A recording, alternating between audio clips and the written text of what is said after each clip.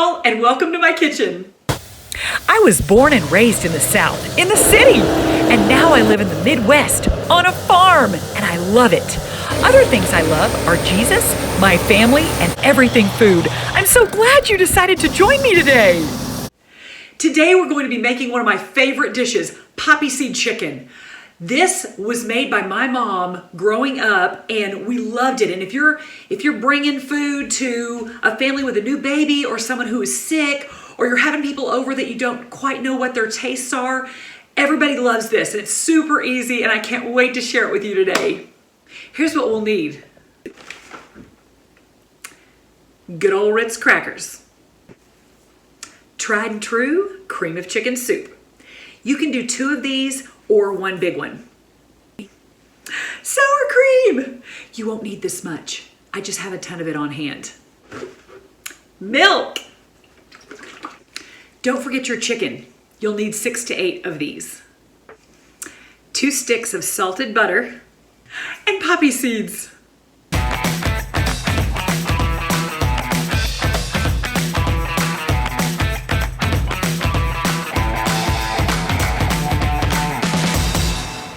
There's nothing like dancing in the kitchen, and I hope y'all do this at home in your own kitchen.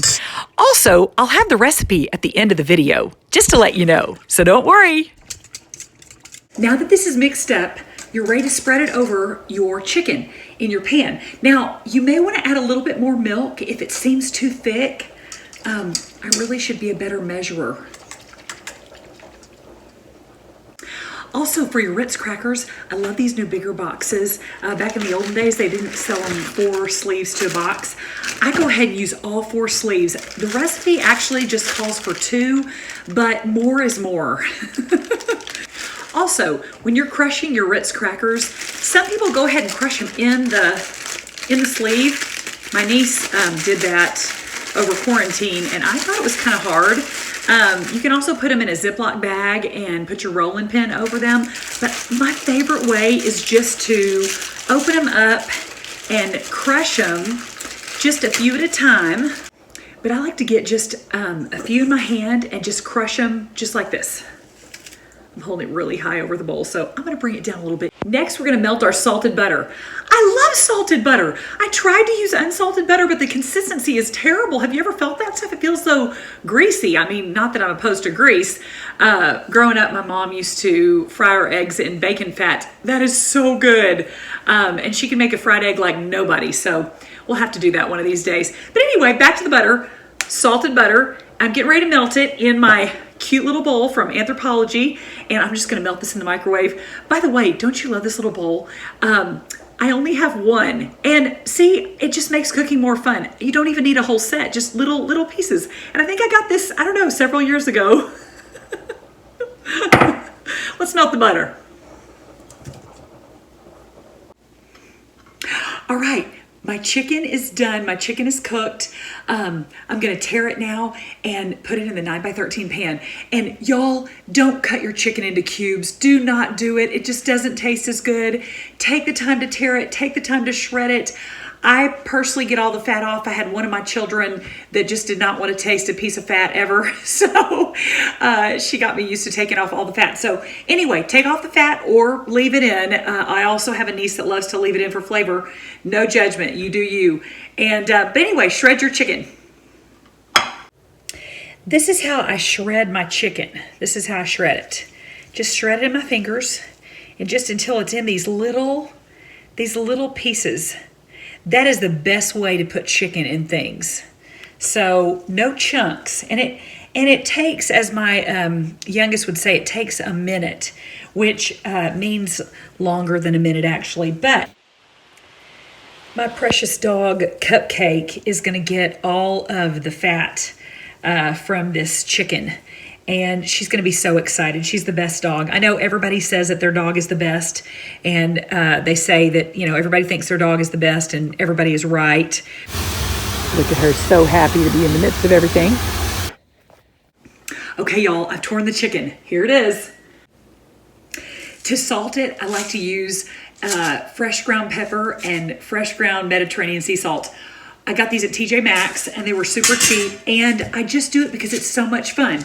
It's like you're cooking and you're doing art, and it's wonderful.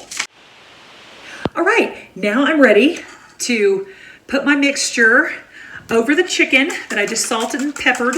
Like I said before, if you want to add a little bit more milk, you can. Just whatever you think. So I'm going to pour it over now. Here we go. Handy dandy spatula. Ooh, this looks so good. So creamy. This is the perfect consistency. I love this. Fantastic. This is one of my favorite mixing bowls. I got this as a wedding gift 31 years ago. Do you see that? It has a little handle. So fun. Stainless steel. I've used it for over 31 years. So then I'm going to smooth this out. Let me show y'all. Oh, that almost tumped over. That almost spilled out. Do you know the origin of the word tump? It is Southern, and I am a Southern girl living in the Midwest now. I love the Midwest, love the South. Anyway, tump is a combination of the word tip and dump. It's perfect. It's so specific. Okay, so do y'all see this? All right. Perfect. Okay, so now I'm going to pour on the Ritz crackers. This is really fun. Again, cooking is sort of like doing a craft. I love it. I always did crafts with my girls growing up, and they still love to do them, and I still love to do them. My mom is an amazingly talented seamstress. She even made a wedding dress for someone one time. I said, Mom, how did you make a wedding dress for someone? She said, well, I mean, no one told me I couldn't make it, so I just did. There was a little gal in their church that needed a wedding dress, so my mom said, I'll sew you one. Oh, love that. Anyway, that's my super talented mom. Okay, Ritz crackers. And now we're going to put the 2 sticks of salted melted butter over the top. Oh, yum. Okay, I just figured this out. I put my 9x13 pan on 2 of my Tupperware containers with flour and sugar in them, so it made it so you can see. I'll have to remember that for next time. Okay, so this is my cute little anthropology bowl with the butter, the melted butter, and I'm just going to pour it over the top. Oh, this is so great. It's beautiful. Actually, it's the only part about this is it's kind of underneath my cabinet now. Let's see if I can move it.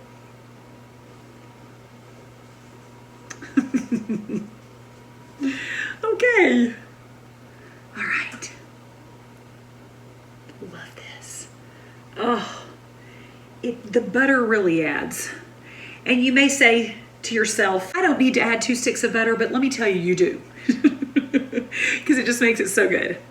All right, butter added, now poppy seeds. This is so fun.